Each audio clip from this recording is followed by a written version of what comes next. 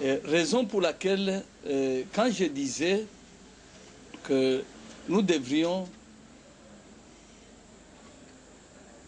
nous ressaisir pour que nous puissions nous reconnaître, connaître notre identité, d'où est-ce que nous venons, et ça nous permettra à ce que l'on comprenne qui nous sommes. À ce que je sache, tu ne peux pas, je le répète encore, hériter du pouvoir de ton père ou de ton grand-père qui a eu à régner, à diriger, sans qu'on puisse te faire connaître comment il a mené la vie. Donc, c'est quand on t'en parle, on te raconte que tu parviens. C'est là, chez nous, c'est autour du feu, c'est vrai. Mais ce n'est pas le feu qui parle.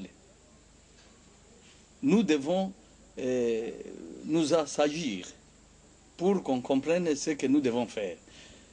Je répète encore, je rappelle au peuple que j'avais refusé de présenter le projet de société et parce que je comprenais qu'on avait perdu toute trace de ce que nous sommes. Alors, raison pour laquelle j'ai dit c'est inutile. Les autres ont trouvé que c'était un suicide politique. Parce que refuser de présenter, puisque les gens veulent toujours t'entendre, hein, que le projet tu as, comment tu as préparé, est-ce que tu seras capable de pouvoir. Mes chers frères, d'abord, les capacités de quelqu'un commencent d'abord par la parole. Et c'est la raison pour laquelle j'avais dit il faut nécessairement qu'on revienne à pouvoir nous identifier, à pouvoir retrouver notre identité. C'est ce qui permettra à ce que nous puissions travailler et recouvrer la dignité pour être respectés par les autres. Il faut que nous puissions savoir qui nous sommes, nous-mêmes. C'est comme dans les sujets qu'on a eu à débattre avec toi, quand tu m'avais suivi au Katanga, et qui est celui-ci. Donc, il faut des choses comme ça, qu'on comprenne d'abord à quel temps, puisque Dieu, c'est le temps. Et le temps, dans un espace, est bien déterminé. Tu me comprends bien? Dieu, c'est le temps. Et le temps, dans un espace. Aujourd'hui, quand nous parlons de l'Égypte, hein, nous avons un cadre. Nous avons un espace déterminé. Cet espace à partir duquel l'Éternel Dieu a pu faire jouer le rôle pour qu'on arrive au salut. A pu jouer le rôle pour que nous puissions enfin aujourd'hui parvenir à comprendre ce qu'il a fait, comment il a créé, comment nous avons chuté, pour que nous puissions nous voir ce que nous sommes. Et on nous fait comprendre que nous avions perdu ce que nous étions, de par nos ancêtres, c'est-à-dire de par Adam. Qu'est-ce qui s'était passé? Il faut comprendre, connaître ce qui s'était passé pour qu'enfin nous puissions maintenant réfléchir qu'est-ce qu'il faut faire pour recouvrer notre dignité. Et c'est ce qui nous permettra à ce que nous puissions nous développer. Vous croyez que la puissance de l'homme commence par ça? Et c'est la raison pour laquelle, comme je le disais parce que j'ai été interrompu par le temps, Hérodote, quand on dit seulement de cela, la fois passée j'avais dit, vous voyez, il y a eu ces prêtres noirs qui ont su vraiment imposer leur enseignement à nos frères de l'Europe et surtout du monde grec. C'est la grande puissance à l'époque. C'est eux qui ont joué le grand rôle en Europe. Ils ont participé à la civilisation européenne. On ne peut pas minimiser le monde grec. Et si maintenant on loue, on fait les éloges autour de ces gens-là, mais on fait abstraction de cet intellect-là, d'où est-ce qu'ils ont tiré? Ils ont tiré de l'Afrique.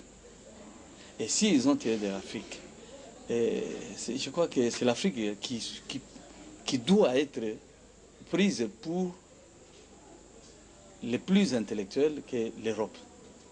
Mais aujourd'hui, nous sommes en train de vivre le contraire.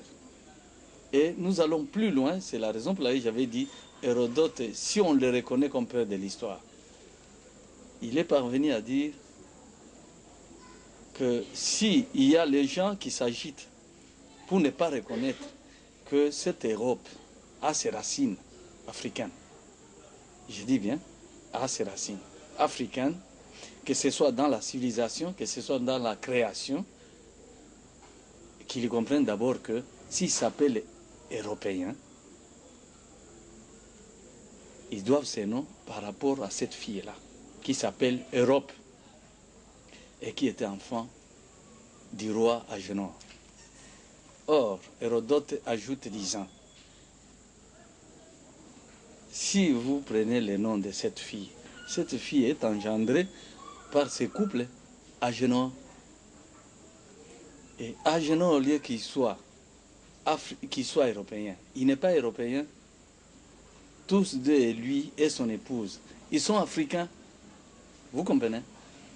Et ça trouble, mais c'est ça la réalité. Et maintenant, il n'y a pas de raison de pouvoir s'enorgueillir outre mesure. Ici, c'est pour faire comprendre l'équilibre que Dieu a créé. Hein? Et peut-être nous sommes en train de nous demander d'où est-ce que ça nous vient, cette histoire.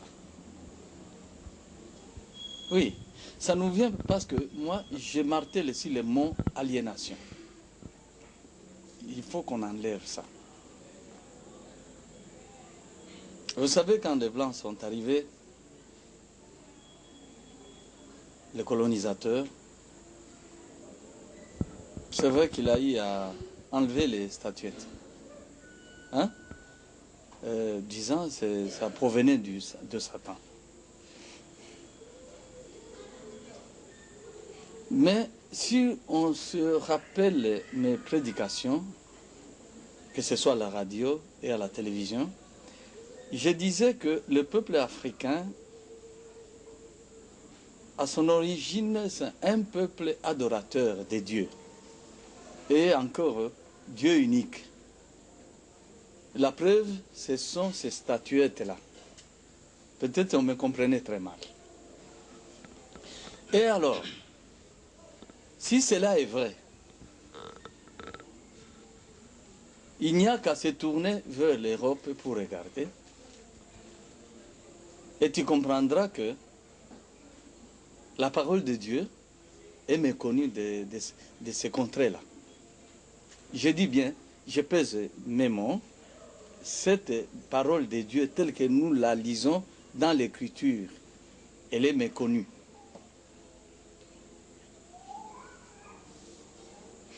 Raison pour laquelle, pour moi, j'ai trouvé que c'est le moment, l'heure a sonné, où nous devrions nous ressaisir pour revenir à ce Dieu-là.